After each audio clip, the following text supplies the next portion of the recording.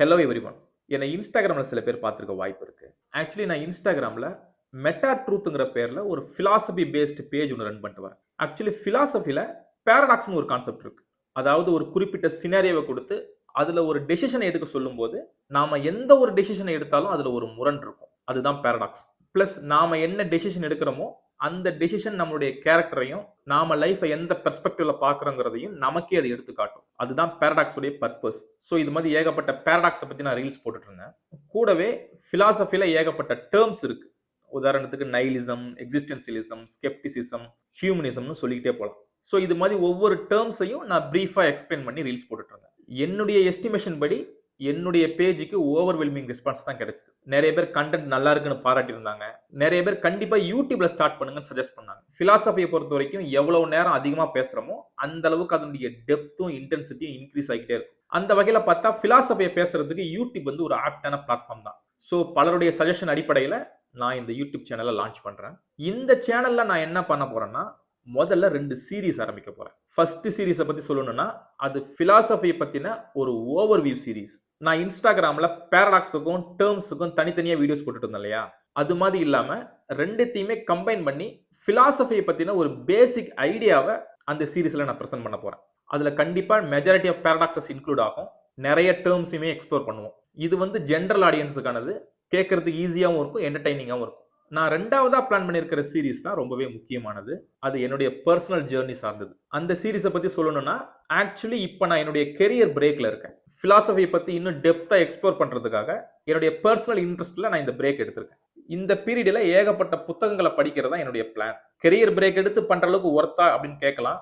என்னுடைய பெர்ஸ்பெக்டிவ்ல நான் அதை ஹியூஜா வேல்யூ பண்றேன். ஏன்னா எல்லாருக்குள்ளயுமே ஒரு பிலீஃப் சிஸ்டம் இருக்கும். எனக்கு இருக்கு, உங்களுக்கு இருக்கு, ஒரு சாமானிய மனிதனுக்கும் இருக்கு. எல்லாருமே அதை பேஸ் பண்ணி தான் இந்த உலகத்துல நம்ம ஆக்ட் பண்றோம். ஆனா ஒருத்த நம்புற பிலீஃப் சிஸ்டத்தை பத்தி அவனை எக்ஸ்பிளைன் பண்ண சொன்னா அவனால ஒரு கொஹீரண்டா எக்ஸ்பிளைன் பண்ண முடியாது. ஸ்டில் அவனுக்கு தெரிஞ்சோ தெரியாமலையோ அதன் அடிப்படையில தான் அவன் ஆப்ரேட் ஆயிட்டு இருப்பான். அதே வேளையில ஒவ்வொரு நம்பிக்கைகளுக்கு பின்னாடியுமே ஒரு ஐடியாலஜி இருக்கும். அந்த ஐடியாலஜிஸை பத்தி வரலாற்றுல பல பிலாசபர்ஸ் மண்டையை உடைச்சுக்கிட்டு யோசிச்சிருக்காங்க. பல பேருக்கு அந்த பிலாசபர்ஸ் உடைய பேர் கூட தெரியாது.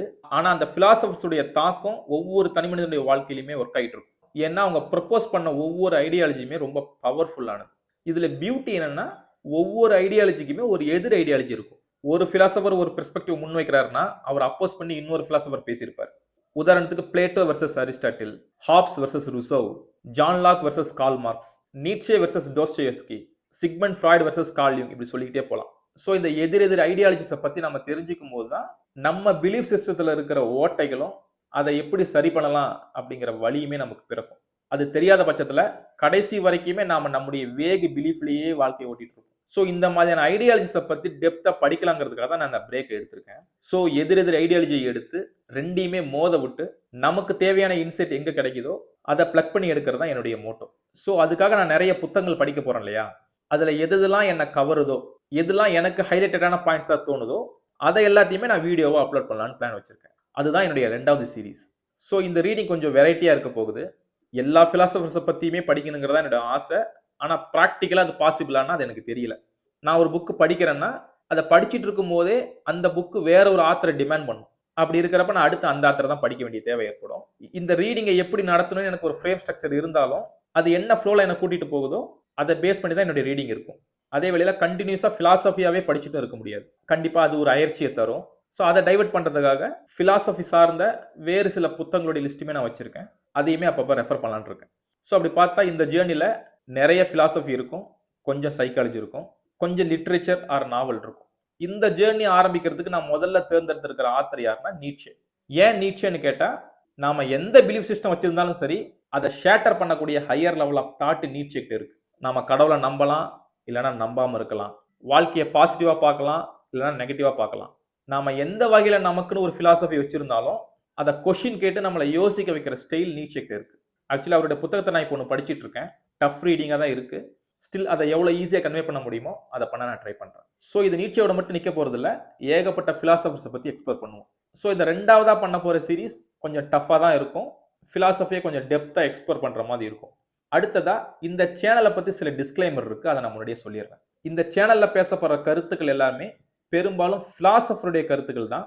அதை தயவு செஞ்சு என்னுடைய சொந்த கருத்துக்களாக நீங்கள் எடுத்துக்க வேண்டாம். ஏன் சொல்கிறேன்னா பெரும்பாலான கருத்துக்கள் பீப்புள் ப்ளீஸிங்கா இருக்காது. சில கருத்துக்கள் உங்களுடைய எக்ஸிஸ்டிங் நம்பிக்கைகளுக்கு எதிரா இருக்கும். சில கருத்துக்கள் உங்களுடைய நம்பிக்கைகள ஆழமா காயப்படுத்தலாம். சில கருத்துக்கள் சமுதாயத்துக்கு முரண்பட்டதா தோணலாம். ஆனா வேற வழி இல்ல. பெரும்பாலும் பிலாசபர்ஸ் ஓப்பனாவே பேசுவாங்க. அது பெரும்பாலும் வெகுஜன மக்களுக்கு ரீச் ஆகாது. அது ரீச் ஆகாததுனால அவங்களுடைய கருத்துக்கள்லாம் பெருசா வெளிய தெரியாது. ஆனா அத நாம எடுத்து பேசும்போது கான்ட்ரோவர்சிய கிளப்ப வாய்ப்பு இருக்கு. சோ பேசப்படுற கருத்துக்கள் எல்லாத்தையுமே ஓப்பன் மைண்டடா ரிசீவ் பண்ண முடியும்னு நான் உங்கள கேட்டுக்கிறேன். அதே வேளையில பேசுற கருத்துக்கள் எல்லாமே செல்ஃப் ப்ளீசிங்காவும் இருக்காது. அதாவது முடிஞ்ச அளவுக்கு அந்த பிலாசபர்ஸ் உடைய கருத்த திரிக்காம, எனக்கு ஏத்த மாதிரி பெண்ட் பண்ணிக்காம நான் பிரசன்ட் பண்ண ட்ரை பண்றேன். ஏன்னா இந்த ஜேர்னியோட நோக்கமே என்னுடைய நம்பிக்கைகளை பியூரிஃபை பண்றது தான். சோ அவங்களுடைய கருத்தை நான் பெண்ட் பண்ண ஆரம்பிச்சுன்னா அது என்னையே நான் ஏமாத்திக்கிற மாதிரி. சோ முடிஞ்ச அளவுக்கு அதை நான் பண்ணாம இருக்க ட்ரை பண்றேன். அடுத்த முக்கியமான விஷயம் என்னன்னா, நான் கெரியர் பிரேக்ல இருக்குன்னு சொன்னேன் இல்லையா? அப்படின்னா நான் ஃபினான்சியலா செட்டில்டான்னு கேட்டா கிடையாது. பட் நான் ஃபினான்சியலி ஸ்டேபிள். சோ என்னால இந்த பிரேக்கை ஒரு குறிப்பிட்ட காலத்துக்கு மேனேஜ் பண்ணிக்க முடியும். சோ நான் அந்த பிரேக்குக்காகவே என்னுடைய ஃபேமிலியை சென்னையை விட்டு காலி பண்ணி காஸ்ட் அஃபோர்ட் பண்றதுக்காக ஒரு கிராமத்துல நெட் கனெக்ஷன் எடுத்து வந்து உட்காந்துருக்கேன். சோ நான் இந்த பிரேக்குக்கு செட் பண்ணியிருக்கிற டைம் 1 வருஷம். இந்த 1 வருஷத்துல என்னால எவ்வளவு முடியுதோ நான் அவ்வளவு படிச்சாகணும். ஆனா இன்ஸ்டாகிராம்ல கிடைச்ச ரெகக்னிஷன் தான் நான் படிச்ச ரீடிங்கை வீடியோவா போடுறதுக்கு என்ன என்கரேஜ் பண்ணியிருக்கு. சோ அந்த வகையில என்னுடைய ரீடிங்கோட சேர்ந்து இந்த யூடியூப் சேனல்ல வீடியோ போறதுக்குமே நான் பிளான் பண்ணியிருக்கேன். ஆனா இந்த ஒர்க்கை நான் 1 வருஷத்துக்கு அப்புறமும் கண்டினியூ பண்ணணும்னா எனக்கு ஏதாவது ஒரு வகையில ரெவன்யூ கிடைச்சா மட்டும்தான் என்னால அதை பண்ண முடியும். ஜோக்கர் சொல்ற மாதிரி if you are good at something never do it for free. அது ஒரு வில்லனிக் டயலாகா இருந்தாலும் அது ஒரு சரியான டயலாக். பர்சனலாவே என்னை பொறுத்த வரைக்கும் எந்த ஒரு விஷயத்தையுமே பிசினஸ் மாடலா மாத்தினா மட்டும்தான் அதை லாங் லாஸ்டிங்கா செய்ய முடியும், சிறந்த சேவையும் கொடுக்க முடியும்.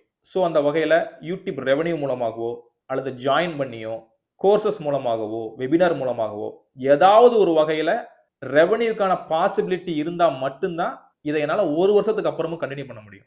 மேக்ஸிமம் என்னால ஒரு 1.5 வருஷத்துக்கு எக்ஸ்டெண்ட் பண்ணலாம். அதாவது 2026 டிசம்பர் வரையும் என்னால அதை பண்ண முடியும். ரெவன்யூக்கான சிம்டம் கூட தெரியாத பட்சத்துல நான் கண்டிப்பா என்னுடைய வேலையை ரெஸ்யூம் பண்ணுவேன். ஸோ வேலை பார்க்கும்போது ஃப்ரீ டைம்ல என்னால என்னுடைய ரீடிங்கை கண்டினியூ பண்ண முடியும். ஆனா என்னால வீடியோவை போஸ்ட் பண்ண முடியாது. ஸோ நான் இதை முன்னாடியே தெரிவிச்சுக்க விரும்புறேன். அடுத்த முக்கியமான விஷயம், நான் ஆல்ரெடி சொன்ன மாதிரி எனக்கு டைம் லிமிட்டடா தான் இருக்கு. ஸோ இந்த டைம்ல என்னால பேசிக் ஃபார்மேட்ல மட்டும்தான் வீடியோவை அப்லோட் பண்ண முடியும். நீங்க மற்ற இடத்துல பார்க்குற மாதிரி நல்ல எடிட்டிங்கோட மியூசிக் ஆட் பண்ணி கிராஃபிக்கல் ரெப்ரசன்டேஷன்லாம் கொடுத்து இப்போதைக்கு என்னால் வீடியோ அப்லோட் பண்ண முடியாது. நான் கண்டிப்பாக எடிட்டிங்கை மதிக்கிறேன். அது ஃபிலாசபியில் ஆஸ்தட்டிக்ஸ்குள்ளே வரும். ஏன்னா அது பியூட்டி சார்ந்தது. பட் நான் இப்போ சோலோ கிரியேட்டராக இருக்கிறதுனால ப்ளஸ் எனக்கு டைமுமே லிமிட்டடாக இருக்கிறதுனால இப்போதைக்கு அதை என்னால் கான்சன்ட்ரேட் பண்ண முடியாது. இந்த சேனல் க்ரோ ஆனிச்சுன்னா ஃபியூச்சரில் கண்டிப்பாக இம்ப்ளிமெண்ட் பண்ண ட்ரை பண்ணுறேன். ஃபிலாசபி பற்றின ஓவர்வியூ சீரிஸ் ஒன்று போகிறேன்னு சொல்லியிருந்தேன் இல்லையா? அது கூட இங்கிலீஷில் கிராஷ் கோர்ஸ்னு ஒரு சேனல் இருக்குது. அதில் ஃபிலாசபிக்குன்னு தனியாக ஒரு சீரிஸ் போட்டிருப்பாங்க. உங்களுக்கு இன்ட்ரெஸ்ட் இருந்ததுன்னா கண்டிப்பாக அதை ரெஃபர் பண்ணுங்க.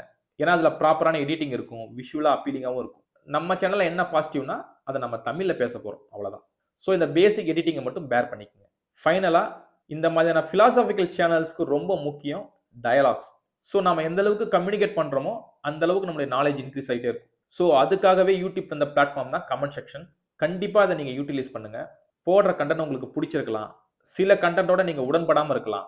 எந்த வகையில் இருந்தாலும் சரி, உங்களுடைய ஃப்ரீடம் ஆஃப் தாட்டை நீங்கள் அதில் எக்ஸ்பிரஸ் பண்ணுங்க. நான் படிக்கிற கமெண்ட் சிவிலைஸ்டாக இருக்கும் பட்சத்தில் கண்டிப்பாக நான் அதுக்கு பதிலளிக்க ட்ரை பண்ணுறேன். என்னுடைய இன்ஸ்டாகிராம் எக்ஸ்பீரியன்ஸ் படி 99% ஆஃப் கமெண்ட் வந்து டிக்னிஃபைடாக தான் இருந்திருக்கு. அதை தான் நான் யூடியூப்லேயுமே எதிர்பார்க்குறேன். அவ்வளோதான். இதுதான் இந்த சேனலுக்கான இன்ட்ரோடக்ஷன் வீடியோ. இந்த மாதிரி கெரியர் பிரேக் எடுத்து எல்லாராலையுமே எக்ஸ்ப்ளோர் பண்ண முடியுமாங்கிறது தெரியல. அந்த வகையில் நான் கிரேட்ஃபுல்லாக ஃபீல் பண்ணுறேன். என்னுடைய ஜேர்னிக்கு சப்போர்ட் பண்ணுற என்னுடைய ஒய்ஃபுக்கும் என்னுடைய ஃபேமிலிக்கும் நான் நன்றி தெரிவிச்சுக்க விரும்புகிறேன். ஸோ மறக்காமல் சேனலை சப்ஸ்கிரைப் பண்ணி வச்சுக்கோங்க. கண்டிப்பாக உங்களுடைய நண்பர்களுக்கு ஷேர் பண்ணுங்கள். நம்முடைய ஜேர்னி எப்படி போகுதுங்கிறத பொறுத்திருந்து பார்க்கலாம். பாய்.